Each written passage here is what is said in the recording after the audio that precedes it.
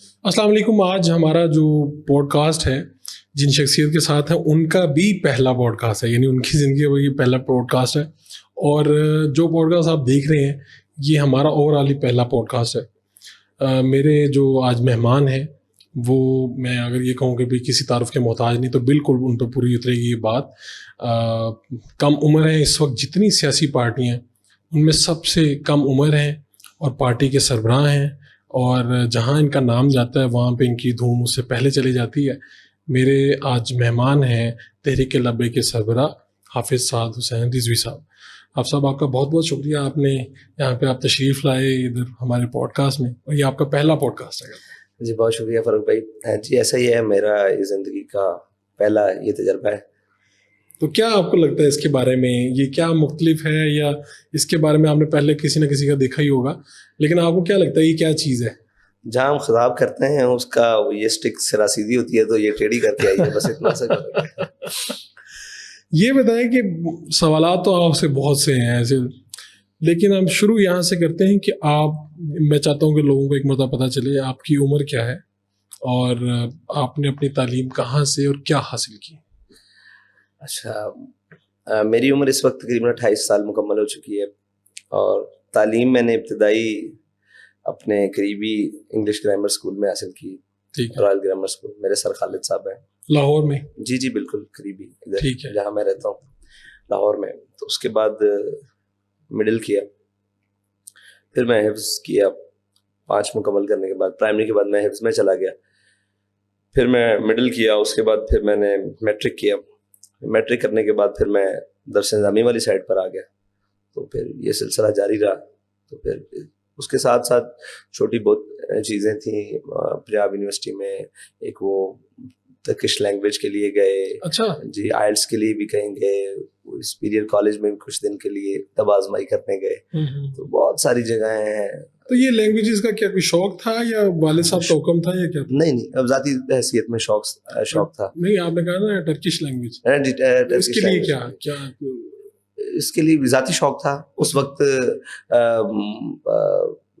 एक उर्दगान का शोरा था, तो उस वजह से वो तो अभी तक भी है वैसे, अभी दोबारा वो मुंतखब हो गए हैं, तो उसकी वजह से ज़रा तुर्की के बारे में जो कुछ एक उम्मत मुस्लिमा के अंदर जो बात मतलब एक उठ रही थी कि शायद इनमें बड़ा दमखम है, हम बड़ा अपने करीब महसूस करते हैं उनके साथ जो हमारा है। कोई ऐसे तो वाकई वहाँ पे जाके या उनकी बातें सुन के, इवन उनकी वो अगर आप देखें कि उनके जो ड्रामे वगैरह भी आए हैं, तो ऐसा लगता है कि उनकी सकाफत, उनकी तहजीब में इस्लाम की कहीं कहीं झलक बहुत गहरी मौजूद, बहुत गहरी। अच्छा, ये तो अब हुआ कि ऑल ऑफ सडन आप बन गए सरबराह, अपनी तहरीक के सरबराह बन गए, और ये पूरे पाकिस्तान में ये फैली हुई तहरीक है, हर हल्के में इनके आप लोगों के अच्छे खासे वोट हैं। तो आपने क्या सोचा था? आपने तो ज़िंदगी को किसी और तरह से सोचा होगा। खादिम हुसैन रिजवी साहब जो थे वो जिंदा थे, आप किसी ज़ुबान को सीखने का शौक़ रखते थे, कभी कुछ कर रहे होंगे। आपने अपनी ज़िंदगी के बारे में क्या सोचा था? अगर आप इस तरह पूछ लें कि ज़िंदगी का आपने मकसद क्या बनाया, तो बड़े सोचने के बाद ज़िंदगी का मकसद शहादत बनाया था। अच्छा, बड़े सोचने के बाद। क्यों? मतलब क्या आपके पीछे मोटिवेशन क्या थी? इकबाल, अल्लामा इकबाल। ठीक है। अल्लामा इकबाल को पढ़ के मतलब कि क्या मकसद है ज़िंदगी का, तो फिर यही पूछा कि शहादत है मतलूब व मकसूद मोमिन, न माले गनीमत न किश्वर कशाई। तो दोनों चीज़ों से बेनियाज होकर जो मोमिन चला जाए अल्लाह की बारगाह में, तो यही है ज़िंदगी। तो वालिद साहब वैसे क्या कहते थे? आप सबसे बड़े हैं भाइयों में, तो वालिद साहब आपको क्या कहते थे कि क्या करना चाहिए? वो उनकी क्या ख्वाहिश थी कि आप क्या पढ़ें? जी, उनकी ख्वाहिश ये थी कि पढ़ना है और उसके बाद अमली मुसलमान बनना है। तो मेरे अमल पर वो बहुत ज़्यादा खुश थे, और पढ़ाई में जो मेरी सुस्ती होती थी उस पर वो मेरे साथ नाराज़ भी रहते थे। और फिर लेकिन जब अमली तौर पर और कुछ पढ़कर चीज़ें बराबर बैलेंस करने की कोशिश करता था, तो फिर मेरे सामने तो नहीं, पीछे से कहते थे यार ठीक है। अच्छा, आपके सामने नहीं? नहीं, मेरे सामने। अच्छा, आपके जो वालिद साहब हैं वो जब अप्रिशिएट करते थे अपने बच्चों को, और प्यार, और उसमें क्या था, या आपकी दोस्ती थी उनके साथ, या थोड़ा सा एक एहतराम वाला भी होता है मामला? मेरे अपने वाले साहब के साथ एक एहतराम वाला मामला है। बाज़ दफ़ा मैं जो दोस्ती की तरफ जा रहा होता हूँ, थोड़ा सा पीछे आ जाता हूँ। आपका क्या मामला था, ताल्लुक कैसा? देखिए, मेरे वालिद गिरामी پھر استاذ، پھر میرے دوست، اچھا پھر میرے رہنما قائد، پھر میرے مرشد، اور پھر میرے یعنی کہ خلوت اور جلوت کے ساتھی. پھر مجھے ہر چیز، ہر رہنما ہر چیز میں، ایک ہے سیاسی بیک گراؤنڈ میں ادھر رہنمائی، ایک ہے ہر میدان میں رہنمائی، یعنی گاڑی چلاتے ہوئے بھی رہنمائی، زندگی کیسے جینی ہے، اٹھنا کیسے ہے، بیٹھنا کیسے ہے، کھانا کیسے، تعلق داری کیسے، کس سے کیسے بات کرنی ہے ایک موڑ پر. تو پھر وہ بابا خواجہ فرید نے کہا نا میرا عشق بھی تو میرا یار بھی تو تو وہ والا حساب. تو بہت زیادہ جب ان کو پیار آتا تھا آپ پہ یا دیگر بچوں پہ تو کیا کس طرح سے وہ اظہار کرتے تھے اس کا؟ بلا لیتے تھے پاس اور گھنٹوں بٹھاتے تھے. اچھا. گھنٹوں، اور گھنٹوں بٹھا کر پھر باتیں کرنی، اور اگر کچھ کہنا بھی ہے تو کسی کی نصیحت کے ساتھ کہنا ہے، یعنی کسی بڑے ڈائریکٹ نہیں کہنا کہ یار یہ تمہارے اندر یہ خامی ہے، یہ نہیں کہنا، بڑی نصیحت کے ساتھ کہنا. اور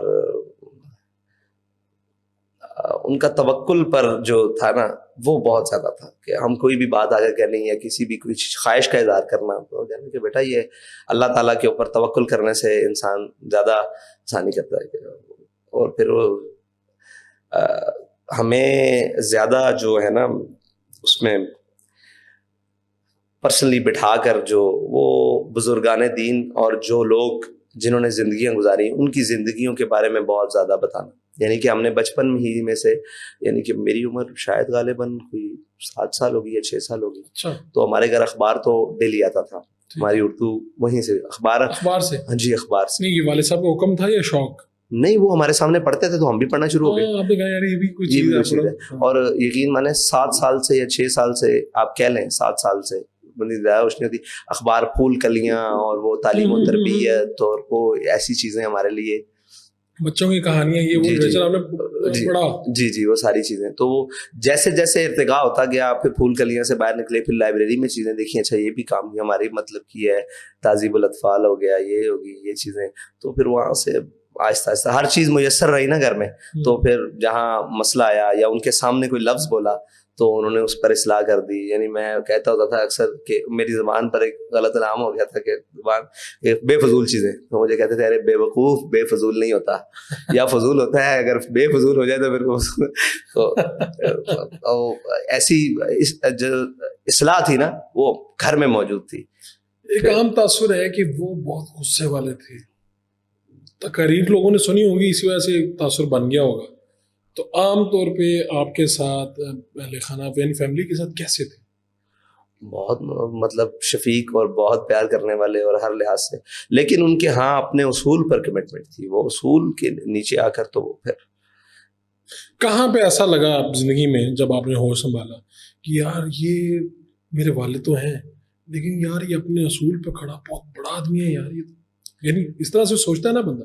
کوئی ایسا واقعہ ہوا؟ جی جب میں بیمار ہوا. اچھا. تو میری مطلب ذاتی حیثیت میں بھی ہر ایک کو جو ولی آدمی ہوتا ہے نا اس کو ہر ایک شخص کو یہ لگتا ہے کہ یہ مجھ سے سب سے زیادہ محبت کرتا ہے. ٹھیک ہے. اس کی ایک خاصیت ہوتی ہے، جو اللہ کا محبوب بندہ بن جاتا ہے نا اس کی ایک خاصیت ہو جاتی ہے کہ ہر شخص جس کے ساتھ اس کا تعلق ہوتا ہے اس کو لگتا ہے کہ میرے سے زیادہ اس کا کسی کا تعلق. تو میں بھی اسی غلط فہمی کا شکار ہوں، اسی غلط فہمی کا میں کہہ سکتا ہوں کہ شکار ہوں کہ میرے سے زیادہ ان کا کسی کا تعلق نہیں. تو جب میں بیمار ہوا اور بڑا شدید ترین حالت میں کیا تو تب میں نے ان کو دیکھا نا کہ وہ پریشان ضرور تھے، یعنی کہ اس کو کیا ہو گیا یہ دائم ہے، لیکن میرے سامنے انہوں نے پریشانی کا کبھی اظہار نہیں کیا. میں ان کو کافی سارا تنگ بھی کرتا تھا، میری حالت بہت زیادہ غیر تھی. تو اس دوران جب وہ تیار ہو کر پریشانی کے بعد گھر میں سے تیار ہو کر بن ٹھن کر گھر سے باہر نکلتے تھے نا تو ان کے ماتھے پر کوئی سلوٹ نہیں دکھتا تھا. اور ان کی گفتگو جب میں سنتا تھا یعنی میرے تک پہنچی تھی کہ یار پریشان آدمی اتنی بڑی گفتگو. میں آج جب آپ بھی سنتا ہوں میرے رونگٹے کھڑے ہو جاتے ہیں کہ اتنا بڑا شخص کہ ایک زاویہ ہی بدل دیتا تھا اپنے آپ کو. کیسے بدلتا ہوگا؟ نہیں ہو سکتا، ممکن نہیں. گھر میں اتنی بڑی گھر پیچھے چھوڑا ہے جی، اور آپ کے سامنے بہت بڑی آڈینس ہے جو متاثر ہوتی ہے، آپ کی بات سنتی ہے، اس پہ عمل کرتی ہے، آپ جیسا بننا چاہتی ہے. تو آپ کو لگتا تھا کہ یار یہ بندہ کیسے؟ یعنی میں آپ کو سچی بات بتاؤں کہ میرے بچنے کی امید شاید 10% بھی نہیں تھی. میں ایسا اتنا سخت بیمار تھا. میں شاید مطلب وہ ایک لمبی داستان ہے لیکن میں 3-4 ماہ میں شاید 3-4 گھنٹے بھی نہیں سویا ہوں گا. تو بہت شدت والا معاملہ, نہایت شدت والا معاملہ. ان کی محبت بھی اتنی شدید تھی اور وہ محبت کا اظہار بھی ان کا ہوتا تھا اور ساری چیزیں.